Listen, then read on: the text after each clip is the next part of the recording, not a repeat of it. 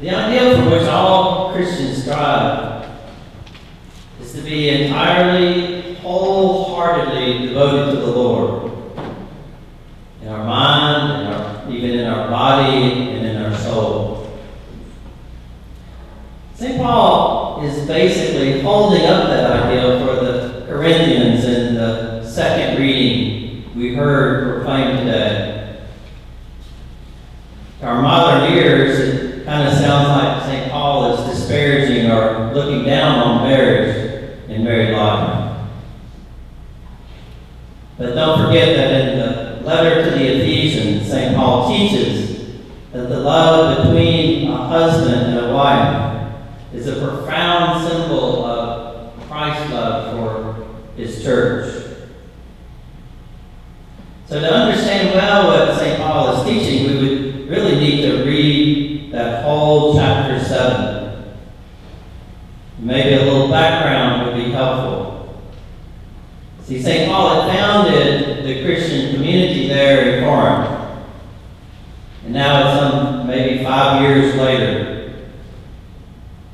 He's writing a letter to address some problems that had arisen in this new church community.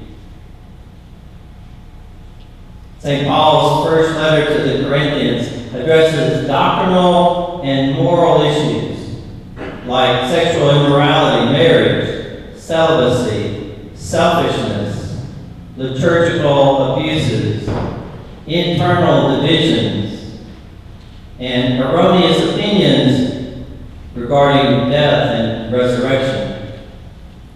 And it's in the chapter 7 that he deals with marriage and celibacy. See, somehow the Corinthians had decided or got it into their minds that marriage was not a holy thing and that everyone should just remain celibate. So in St. Paul's answer to this problem, he first affirms the goodness of marriage, but he also affirms the goodness of celibacy. In fact, in verse 7 of that chapter 7, he wrote, "I wish all were as I myself am, but each has his own special gift from God, one of one kind and one of another." See, St. Paul was never married. He's also very clear in chapter 7, and I think he may be reflecting what we heard about Moses, when Moses was talking about the prophet that will speak in the name of the Lord, that if they speak something in their own name and claim it's from the Lord, that they're going to be in trouble. So St. Paul, I think, is very aware of that tradition in Judaism, so he's very careful. He says, he makes it clear that sometimes he's expressing his own opinions, and that sometimes he is teaching something that really comes from the Lord. In verse 25, in that chapter 7, St. Paul says, "Now concerning the unmarried, I have no command from the Lord, but I give my opinion as one who by the Lord's mercy is trustworthy." Last week in our second reading, we heard St. Paul, and that last week was also from chapter 7 of 1 Corinthians. St. Paul said, "The time is running out."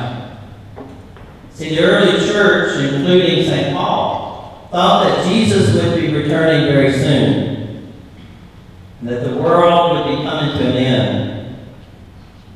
Remember last week we heard proclaimed, "The world is passing away." Now consider how you might view things if you and most of those around you were convinced that the world was going to be ending soon and that Jesus' return was imminent.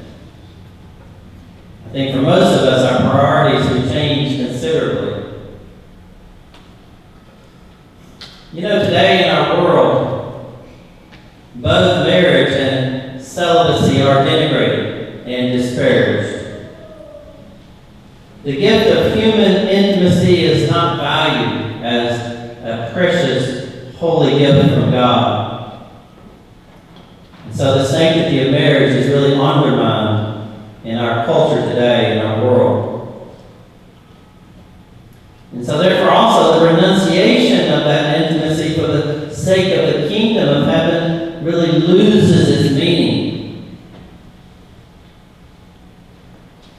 The overriding focus of St. Paul in the church is wholehearted devotion to the Lord, deep, intimate communion with God, serving the Lord with an undivided heart. You know, a few years ago, I was able to go on a pilgrimage to the Holy Land with the Knights of the Holy Sepulchre. Father Bill Parham is a member of that group, and he was leading a group over to the Holy Land on a pilgrimage. And as part of our pilgrimage, we visited a university there outside of Jerusalem that's run by the Christian Brothers. You know, Christian Brothers University there in Memphis has a connection with this particular university there in Israel.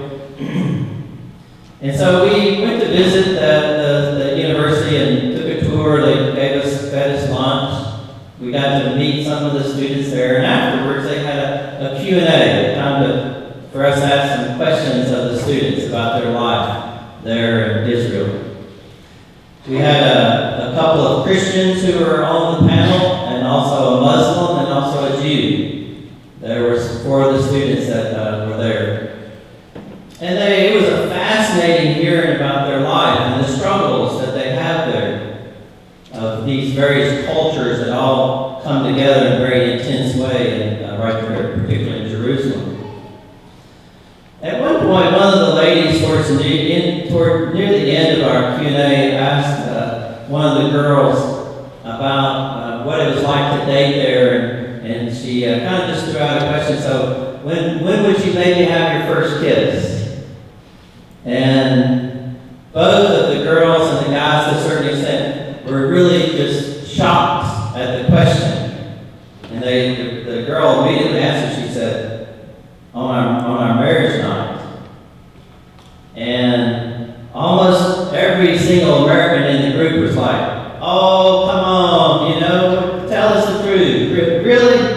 There were just none of the Americans who really believed she was telling the truth. And she looked at our group and just really shocked and said, "We don't even hold hands in public, even after we're married." Now you look at these students, and none of the girls were wearing burqas or anything like that. They looked like American university students to the eyes. But their minds and their mentality were worlds apart.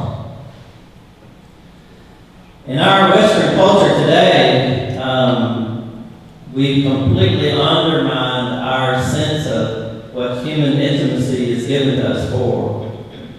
Our culture is saturated with a very twisted vision of why God gave us this great gift. And so St. Paul is trying to remind the Corinthians, and also to remind us, of the great gift of human intimacy. And so he says that marriage is a great and holy gift, and then celibacy is a great and holy gift. And unless we hold up to both of those as great, precious gifts, then both of them get undermined. Next Sunday in the church, worldwide, we celebrate a worldwide day in celebration of consecrated life. The consecrated life is those who have consecrated their lives to God for the sake of the kingdom of God. They've taken vows of celibacy, of obedience, of poverty. So those are the sisters, the nuns, the monks, the brothers, and some priests that belong to religious orders. It's not, diocesan priests are not part of the consecrated life. Deacons and priests are part of the ordained life in the church. But we hold up that gift of consecrated life for the church, those who have made a wholehearted dedication of their whole life to God and to the church. And unless we teach our children the value of that and the importance of that, then we fail to also teach them about the great value of marriage. Because the call of the consecrated life is not a negation of the value of marriage. Because that life has no value unless the sacrifice is of something very precious. And if married life and human intimacy is a great good, then to give that up doesn't make sense. See, if it's not something really valuable and really wonderful and really precious, then to make that dedication of our life for God's sake, to give that up, see, it doesn't make any sense if we don't hold up both as something very good and very valuable. So we ask the Lord today to remind us of the great gift of human intimacy and what it's truly meant for. It's meant to draw men and women together in marriage, that one man and one woman might make a commitment to each other for life. This week we begin a week of celebration of Catholic schools throughout the United States. In a very special way, we thank God for the gift of St. Mary's School and Sacred Heart of Jesus Hospital in our community here.